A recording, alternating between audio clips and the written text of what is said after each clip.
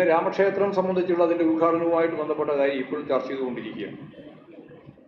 മതനിരപേക്ഷ ഉള്ളടക്കത്തോടുകൂടി ഇന്ത്യൻ ഭരണഘടന അനുസരിച്ച് ഗവൺമെൻറ് ഏതെങ്കിലും മതത്തിൻ്റെ വക്താവോ ഏതെങ്കിലും മതത്തിൻ്റെ ആചാര രീതികളോ കൈകാര്യം ചെയ്യാൻ ബാധ്യതയുള്ളവരല്ല.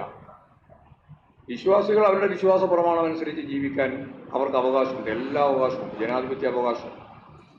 അത് ഏത് പൗരനായാലും ഏത് ജാതിയിൽപ്പെട്ട മതത്തിൽപ്പെട്ട വിശ്വാസികൾക്കെല്ലാം അവരുടെ വിശ്വാസമനുസരിച്ചും, ഇനി ഒരു വിശ്വാസമില്ലാതെ ജീവിക്കുന്നവർക്ക് വിശ്വാസമില്ലാതെയും ജീവിക്കാനുള്ള ജനാധിപത്യ ഭരണഘടനാ അവകാശമുള്ള രാജ്യമാണ് ഇന്ത്യ.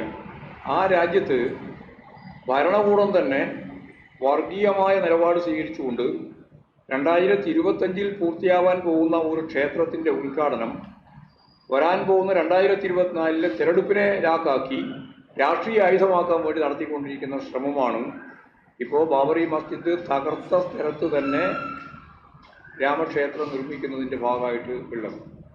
അത് ഉദ്ഘാടനം ചെയ്യുന്നതിൻ്റെ ഭാഗമായിട്ട് ആരൊക്കെ പോകണം, ആരൊക്കെയാണ് ക്ഷണിക്കുന്നത്, ഇതിൻ്റെ ചർച്ചയാണ് കേരളത്തിലും ഇന്ത്യയിലും മുഴുവൻ നടന്നുകൊണ്ടിരിക്കുന്നത്. അതിൽ communist party of India Marxist അപ്പോൾ തന്നെ കൃത്യമായ നിലപാട് സ്വീകരിച്ചു. ഞങ്ങളതിൽ പങ്കെടുക്കുന്ന പ്രശ്നമില്ല. കോൺഗ്രസിലെ നേതാക്കന്മാരെ ക്ഷണിച്ചിട്ടുണ്ട്. അവർ ഇപ്പോഴും വ്യക്തതയോടുകൂടി പങ്കെടുക്കില്ല എന്നോ പങ്കെടുക്കുന്നോ ഉറപ്പിച്ച് പറഞ്ഞിട്ടില്ല. എന്നാൽ നമുക്കെല്ലാം അറിയാം, ഹിമാചൽ പ്രദേശിൻ്റെ മുഖ്യമന്ത്രി പരസ്യമായിട്ട് തന്നെ നിലപാട് സ്വീകരിച്ചു. ഉത്തരേന്ത്യയിലാകെ കോൺഗ്രസിനുള്ള ഒരേ ഒരു ഗവൺമെൻറ്, 4 സീറ്റ് മാത്രമുള്ള പാർലമെൻറ്റ് ഉൾക്കൊള്ളുന്നതാണ് ആ സംസ്ഥാനമെങ്കിലും അവർ പറഞ്ഞത്, സുഖു പറഞ്ഞത്, ക്ഷണിച്ചാലും ക്ഷണിച്ചില്ലെങ്കിലും ഞാൻ പങ്കെടുക്കുമെന്നാണ്. അപ്പോൾ കോൺഗ്രസിൻ്റെ മൃദു ഹിന്ദുത്വ നിലപാടാണ്.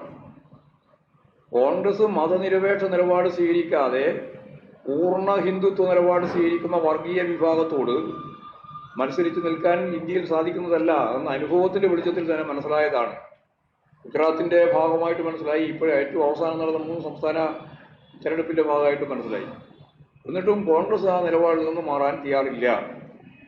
അപ്പോൾ ഇന്ത്യ എന്ന വളരെ വിപുലമായ ഒരു സംവിധാനത്തെ മതനിരപേക്ഷ ഉള്ളടക്കത്തോടെ കൈകാര്യം ചെയ്ത് മുന്നോട്ടേക്ക് കൊണ്ടുപോകാൻ സാധിക്കുന്നില്ല എങ്കിൽ ഈ ഹിന്ദുത്വ അജണ്ട വാസ്തവത്തിൻ്റെ രീതിയിൽ കൈകാര്യം ചെയ്യാൻ പോകുന്ന BJPയെ പരാജയപ്പെടുത്തുക എന്നുള്ളത് വളരെ പ്രധാനപ്പെട്ട ഉന്നമാണെങ്കിലും നമുക്ക് പ്രയാസകരമായ അവസ്ഥയാണ് സൃഷ്ടിക്കുക. തീർച്ചയായിട്ടും മതനിരപേക്ഷ ഉള്ളടക്കത്തോടുകൂടി ഈ വർഗീയതയെ പ്രതിരോധിക്കാനുള്ള പ്രവർത്തനത്തിലേക്ക് ഇന്ത്യ എന്ന സംവിധാനത്തിനാകെ ഒറ്റക്കെട്ടായിട്ട് മുന്നോട്ടേക്ക് പോകാൻ സാധിക്കണം. പാഠം പഠിച്ചുകൊണ്ട് കാര്യങ്ങൾ കൈകാര്യം ചെയ്യുന്ന നിലയിലേക്ക് എത്തുകയും വേണം.